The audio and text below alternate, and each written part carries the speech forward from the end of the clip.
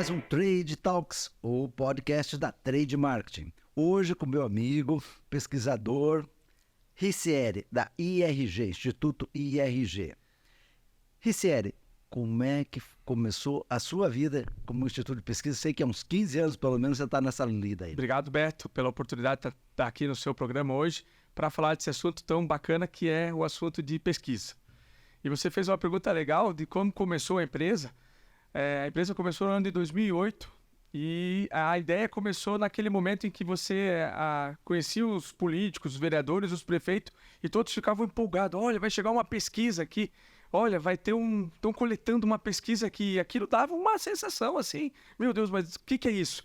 E aí eu agradeço muito ao professor Osmir, que foi um dos primeiros que colaborou com a nossa empresa, ele que nos deu a ideia de como que a gente fazia os primeiros registros, Beto, de divisão de amostra, de como coletar. E desde 2008 aí, eu fazia as coletas no início. Em 2008 a gente ia lá na rua coletar. E as primeiras cidades que a gente atendeu foi a cidade de Ponta Grossa e a cidade de São José dos Pinhais. Foi o nosso primeiro embriãozinho. E aí depois, 2008, 2010, entrou 2012, Curitiba, e a empresa começou a criar o trilho aí do caminho. Tá, e aí, Ponta Grossa, São José dos Pinhais, você acertou? Como foi? Então, a primeira experiência em Ponta Grossa foi uma candidatura em que tinha 3 nomes fortes, que era Juscelito, Vosgrau naquela época, Sandro Alex, e a gente detectou que o Sandro Alex tinha grandes chances naquela eleição e o Vosgrau era um dos que tinha aí a chance de ir para o segundo turno, mas daí ficava aquela ideia, quem vai com quem? E aí a gente conseguiu prever o segundo turno entre o Sandro Alex e o Vosgrau. Foi bem interessante, porque a gente dividiu a cidade bem geograficamente, e Ponta Grossa ela tem várias regiões dentro e você tem que entender. E muitos institutos, às vezes, em 2010, eles falavam assim, não, aqui quem vai ganhar vai ser o Osmar Dias em 2010. E eu falava, não, gente, aqui em Ponta Grossa quem vai ganhar é o Beto. E eu comprovei que o Beto ganhou, e o Beto ganhou de grande vantagem do Osmar naquela eleição. Por quê? Porque a cidade de Ponta Grossa você tem que entender como você vai geolocalizar as amostras. Então foi o primeiro case nosso, Beto, em 2008, a gente falando do Sandro e do Vosgrau. E em São José dos Pinhais a mesma coisa. A cidade que mais cresceu na região metropolitana, você tem que acompanhar esse crescimento para você fazer uma boa pesquisa. Em 2008 eu estava lá em Ponta Grossa, ganhei. Isso aí. Tivemos com o Vosgrau uma virada no finalzinho do Finalzinho, exatamente. Foi uma briga boa. Não, e você viu, Beto, que boa parte dos votos que o Vosgrau fez, ele vinha de fora para dentro. E quando você faz pesquisa, você tem que entender que tinha um bolsão de votos por fora que deu a vantagem do Vosgrau. E todo mundo falava, não, Sandro. Eu falava, gente, olha esse bolsão aqui, tinha muito eleitor. E daí quando começou a somar as urnas de fora, não vinha as urnas de fora. E o Sandro na frente. Quando começou a vir as urnas de fora, o Vosgrau virou, você estava lá, você participou. Fechou, né? Fantástico. Foi difícil. Foi difícil, Prefeitura de Curitiba. Você fez Gustavo Fruit. 2012. Foi o teu grande case aqui, porque foi uma virada em cima do Ratinho, né? Que na época era secretário do Beto, Tucci Ratinho, ele estava em terceiro e deu uma virada e virou prefeito. Exatamente. Ali, Beto, o grande segredo daquela eleição de 2012 foi o que recém a gente tinha feito a biometria.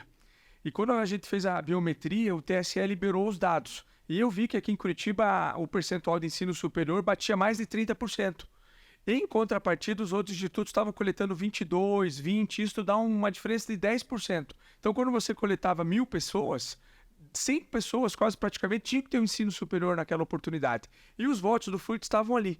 E o Fruit vinha 15, 16, 15, 16, chegava em 18, ok. E o Dutti, 23, 24, 25, ok. E aí foi quando a gente fez a seguinte conta. Opa, peraí, vai dar o X. Aí o Fruit chegou em 21, o Dutti caiu e o Fruit foi para o segundo turno. Por quê? A geografia de como você distribuiu as amostras, né? Então o segredo estava ali, nesse dado que você sempre tem que estar antenado, né? Ótimo, tá. E aí, em parceria com ele, a Trade resolveu fazer uma pesquisa em Londrina, a segunda maior cidade do Paraná, com um prefeito bem aprovado, e me parece, né? E agora parece que está comprovado que lá está um mercado meio aberto, né? Está um cenário aberto. Tem vários candidatos, pré-candidatos, né? Possíveis candidatos, né? Teve muita pesquisa agora. Eu recebi ontem uma da Multicultural, que o resultado da aprovação do prefeito dentro da margem de erro está basicamente igual, mas eu acho, não criticando a Multicultural, né, mas eu acho que botou um monte de candidatos que não podem ser candidatos. Tem candidato como Boca Aberta, que está inelegível, pai e filha disputando, que não vai acontecer, o Alex com a Luísa, tá? tem vários candidatos que não são candidatos, então eu acho que os números ficaram meio perdidos ali.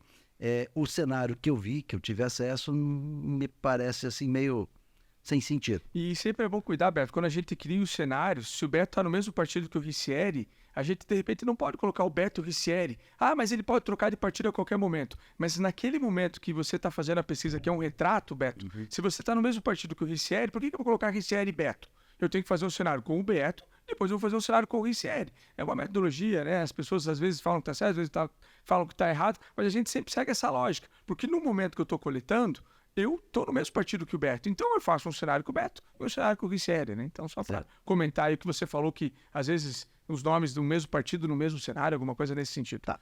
Essa pesquisa foi feita por URA, certo? Certo? URA é confiável? Dá para confiar? A URA, Beto, com a tecnologia que a gente tem agora e com a distribuição de telefones que você tem e em toda a cidade, você consegue geolocalizar a quantidade de telefones por todas as regiões e aí você acaba coletando em todas as regiões da cidade e ela vai te dar um resultado significativo. Tá? Então, Ricieri, mas ela é uma pesquisa confiável? Desde que você contemple toda a cidade e todas as regiões, você tenha números, você já começa a ter um pouco de fidelidade. Por quê? Porque você consegue fazer com que toda a cidade responda. O ruim da URA é quando você faz assim, só um bloco. Aí você vai ter o resultado só daquele bloco e vai estar errado. Quando você distribui, você já começa a ter uma chance de confiança bem maior. Tá. Aí nessa pesquisa nós botamos Felipe Barros, Thiago Amaral. Acho que esses dois podem. Felipe Barros, eu não sei se vai ou se não vai, está meio indeciso. Ele está muito bem em Brasília. É o representante do PL, né? Tá muito bem, não sei se vem ou se não vem, mas tá como é um provável. Thiago Amaral, Coronel Vila, a Cloara, Felipe Machado, Luísa Canziani, Fernando Moraes, Marco Brasil, João Mendonça, certo? Sabe de cor os números? Sei, basicamente, mas eu vou deixar aí, porque é muito nome, são 9 nomes, eu vou deixar a colheita aí com você pode falar. Tá. Então vamos dizer, nessa pesquisa, o primeiro colocado, com 31%, foi Felipe Barros, do PL. Como nós não sei se vai, se não vai, como é que fica. O segundo colocado é os outros candidatos, ou seja, nenhum desses daqui, outros possíveis, com 25%. Ou seja, prova que a eleição está aberta. Exatamente. E as pessoas não têm debate pronto em quem votar ainda. Então a diferença vai ser quem trabalhar bem esse público, quem conseguir mostrar o porquê tem razão de ser candidato a Londrina, quem se demonstrar mais atenção. Tem a herança de Marcelo Bellinati, que não dá para descartar, que foi um bom prefeito, 2 grandes mandatos, né? Surpreendeu a oposição, surpreendeu muito a oposição, que criticava muito. Isso eu que tendo lá está destruído, qualquer resquício. É um bom candidato. Aí vem Thiago Amaral em terceiro com 10%, Coronel Vila com 7%, Cloara com 6%, Felipe Machado, Felipe da Saúde, com 6%, Luísa Canziani com 5%, Fernando Moraes com 3%, Marcos do Brasil com 3% e João Mendonça com 3%. Com 3, exatamente. O que você me diz desses outros? A minha preocupação é os outros, porque esses outros candidatos, claro que a tendência é ele dividir um pouco em cada um, né? Mas esses outros candidatos faz a eleição. Isso prova que ainda as pessoas, faltando aí praticamente um ano para o início das eleições, que vai ser lá em agosto do ano que vem, prova que as pessoas ainda não têm debate pronto quem seria o seu mais querido para receber o voto naquele momento, ou a pessoa que está apresentando as melhores propostas. Então, esses outros candidatos é normal, Beto. Em outras cidades, ele chega a variar de 25 a 32, 33, dependendo da cidade. Dificilmente volta a menos de 20, exatamente porque as pessoas não estão ainda naquele convívio. E quando vai começando o processo, esse número diminui, porque daí a pessoa toma forma, né? Vou votar nesse, vou votar naquele. E, segundo a pesquisa aí, então a gente viu que tem um grande jogador em que leva aí quase 1/3, e a gente tem uma polarização aqui, praticamente todo mundo tecnicamente empatado, descontando aí talvez o Thiago, que está um pouquinho à frente, mas os outros ali quase todos nas mesmas casinhas, né? Então, é o que você falou, ainda tem muito cenário pela frente, o retrato tá dizendo isso, e agora a gente vai verificar quem vai jogar, quem não vai jogar, quem vai sair, quem vai entrar, né? Então, são pecinhas aí que, a partir de agora, começa-se as movimentações aí das das ideias de quem entra, quem sai. Vale a pena dizer que pesquisa é um retrato do momento, né? É agora, é o que a gente viu agora. Pode N variações, né? Há N coligações, que é quem vai ser prefeito, alguém vai vir de vice, como é que é, qual a influência do prefeito Marcelo Bellinati no jogo, vai botar a mão em firme em um candidato, não vai? Isso vai fazer a decisão. Na campanha de deputado federal, de deputados, né? Federal, estadual, aí, governo, o Marcelo ficou meio, apoiou todo mundo, então ele não se posicionou firme sobre um... Vestiu a camisa. Não se posicionou firme sobre um candidato. Apoiou todo mundo, Beto Richa, todo mundo que pediu ele gravou, fez apoio e tudo mais, né? O que diminuiu um pouco a força do apoio dele, porque quem apoia todo mundo acaba não apoiando ninguém, né? Exatamente. Ou seja, qualquer um. Mas foi uma peça forte e importante no jogo. No jogo. Outra dúvida é, Marcelo vai ficar no PP? Vai sair? Vai sair. Vai mais para a esquerda? Vai manter a direita, centrão? Qual o posicionamento político do Marcelo Bellinati pode influenciar? Exatamente. Qual o futuro que ele vai ter no cenário, né? Pensando-se em 2026.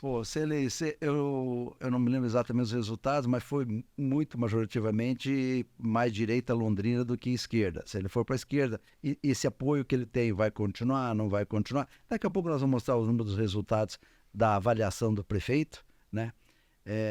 Então, esse cenário, o posicionamento político do Marcelo Bellinati em relação à eleição, que pode influenciar, ter mais força ou menos força. Ou se ele vai se resguardar e não vai apoiar ninguém, ou vai apoiar firme e forte, pedir alguém. Não, há muita água para rolar. E desde já quero falar que todos os citados aqui, ou eventualmente que não foram citados, que forem candidatos e tudo mais, nós encolhemos, em diferente da multicultural, nós encolhemos os mais viáveis, os mais possíveis candidatos. Mas todos citados aqui, ou que se acharem que não foram citados, que querem ser candidatos, o espaço está aberto também para todos, para vir falar, dar seu posicionamento, falar. Aproveita que é ano antes das eleições, está liberado para falar, para divulgar pesquisa, números à vontade. O ano que vem já é mais complicado, é tudo registrado, tudo tem, é mais difícil, é mais coordenado o que pode ser feito e o que não pode ser feito. Então todos estão liberados aqui. E um dado interessante, Berto, ali na última linha, quantas pessoas responderam, né? 1.134 pessoas. 1.134, que é uma amostra bem significativa para uma cidade que nem Londrina, né? Então é bastante bom comentar que é um número bem relevante, 1.134 pessoas. Entrevista. Beleza? Entrevista não, resposta. Respostas. Bem, não vou citar comentário de cada um candidato, né? Porque até eu não tenho grandes aproximações, né? Uns eu conheço mais, outros conheço menos, mas eu acho que o cenário é esse. Então, repetindo, 31 para o Felipe Barros, 25 para outros candidatos. Preste atenção nesses outros candidatos, gente. Todos que estão aqui, preste atenção. Não adianta chover no molhado. Tá? Vamos buscar outros candidatos. Tiago Amaral, 10%. Coronel Vila, 7%. Cloara, 6%. Felipe Machado, 6%. Luísa Canziani, 5%. Fernando Moraes, 3%. Marcos Brasil e João Mendonça também com 3%. Fechando 1.134 respostas. E o Marcelo? Marcelão Bellinati, como tá? Vamos ver. Perguntamos também a aprovação e a desaprovação. 884 pessoas responderam. Aprova Marcelo Bellinati, 62%, o que bate basicamente com os outros institutos, dando 64, 65, por aí. Então está dentro da margem de erro e bate basicamente com ele. E a desaprovação de 36%. A desaprovação não sabe, não respondeu 2%. Eu achei essa desaprovação alta pelo trabalho que ele fez. Pelo trabalho que ele fez. Marcelo fez um belo trabalho em Londrina. O primeiro mandato foi fantástico. Fez um trabalho de zeladoria que a cidade precisava, estava abandonada. A cidade vinha sofrendo. Vinha sofrendo nas altas limitações, muito escândalo, muita coisa, meio que abandonada. A cidade está bonita. Se fosse escolher uma cidade no Paraná para morar, eu moraria lá em Londrina. Londrina é fácil. Está muito bonito, muito bonito. Eu tenho escritório próprio lá em Londrina. Na Glória Parada, adoro Londrina. À noite, os bares, a vida está muito boa. E é uma cidade que eu aprovo. Então, eu achei essa desaprovação. Marcelão, dá uma olhada nisso daí, Marcelo. Vamos sair do mandato caprichadinho. Passando de 70, né, mano? Passando de 70, né? Parece tem uma cidade aqui perto que a gente mandou fazer uma pesquisa que o prefeito está batendo 68, né? Tem 68, 60 E eu acho que tem um trabalho menor que o Marcelo. Tem um trabalho menor que o Marcelo. Então, mas vamos lá. 62 Marcelo, 36 aprova, 62 aprova, 36 desaprova. Não sabe, não respondeu 2% para 884 entrevista. Mais pesquisa vindo por aí, série? Mais pesquisas. A IRG agora, aqui no estado, Beto, a gente passa aí de 40 cidades que a gente tem feito pesquisa. 40 cidades? Não só de URA, né? Se a gente colocar as URAs, aí a gente já chegou quase em 60 cidades fazendo com URA. Mas pesquisa de campo, que é a pesquisa que a gente faz muito, a gente já passou de 40 cidades no estado. Então, a empolgação é grande porque a eleição está aí praticamente e a meta é passar de 50. E se essas cidades em que a gente tem feito URA, a gente realmente conseguir levar para o trabalho de campo e algo nesse sentido, a gente vai passar de 50 cidades, que aí sim é um grande marco para a empresa em 2022 conseguir, né, na eleição de 2024, conseguir passar aí de 50 cidades. Estamos trabalhando, Beto. Tá. Alguma que você possa soltar num próximo programa, alguma interessante, mas... Eu acho que a gente pode soltar Cascavel no próximo programa. Cascavel. Você comentou de grandes cidades, eu acho que a gente pode soltar Maringá, e aí a gente já tenta soltar Ponta Grossa. Poderíamos deixar para um próximo programa as outras 3 maiores cidades do nosso estado. Maravilha, Ponta Grossa, Cascavel e Maringá. Gostaria de saber como é que tem Maringá, que também parece uma cidade meio aberta lá. Maringá, sim, ela tem muitos jogadores e não tem... tem muitos nomes que não tem jogar. Não tem fazedor de gol. Fazedor de gol, exatamente. Cascavel também parece que você tem um capitão forte, que é mais ou menos o mesmo estilo. Está muito bem, o Paranhos está muito bem lá, mas está meio aberto a um jogo para ele, né? E são diversos nomes também que se colocam como pré-candidato em Cascavel, Alberto. E o prefeito, com o poder da máquina gigante, da aprovação, né? É gigante. O prefeito também anda na mesma ideia do Marcelo, vai sair bem avaliado. O Paranhos aí se torna um grande favorito para 2026 também, dependendo do cenário em que ele vai se comportar, né? Certo. E Ponta Grossa, eu estou curioso lá. Ponta Grossa eu não tenho muitas informações lá, estou querendo saber. Ponta Grossa é uma cidade lá. Nós temos a prefeita, então o jogo está aberto. O jogo está aberto. Vai ser interessante. Vai ser interessante. A prefeita vem no momento de recuperação. A palavra que eu estou pensando em utilizar, porque em pesquisas anteriores ela tinha um número e agora ela já começa a crescer, ou seja, está trabalhando, está demonstrando trabalho, ela vem numa ascensão. E até quando essa ascensão vai ficar, se vai segurar, se não vai, aí a gente comenta no nossa próxima conversa. E lá tem um marqueteiro bastante competente, o Marcelo Catani. Que sabe lidar. Sabe lidar, sabe mexer o doce. Vai ser interessante. Vai ser interessante também. Essas maiores cidades são sempre interessantes. E essa eu vou estar assistindo de camarote, só vendo, porque eu não vou participar do jogo. Então, vai ser interessante. Ok? E sério, obrigado pela sua presença.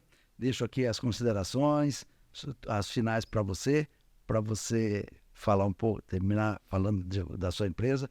E obrigado pela parceria com mais essa pesquisa. Obrigado, Beto. Eu que agradeço a oportunidade. Já estou feliz que vai ter um próximo programa e a gente vai escolhendo aí dessas cidades aí que a gente tem. Também vamos colocar São José dos Pinhais, que também é uma cidade que vai ter segundo turno, Beto, isso é importante falar. Aqui no estado a gente tinha as 5 maiores que tinham segundo turno e agora a gente vai ter mais uma, né? E talvez Foz do Iguaçu seja a próxima, né? Então vai ser nas fortes aí para as próximas eleições com as cidades que vão estar ganhando o segundo turno. Então também fica Foz e São José dos Pinhais no nosso radar. Agradecer você pela oportunidade e já nos convidar para o próximo programa e vamos trazendo mais números aí e comentando com os nossos ouvintes aí do nosso podcast. Ok, encerramos aqui mais um Trade Talks, o podcast da Trade. Até a próxima.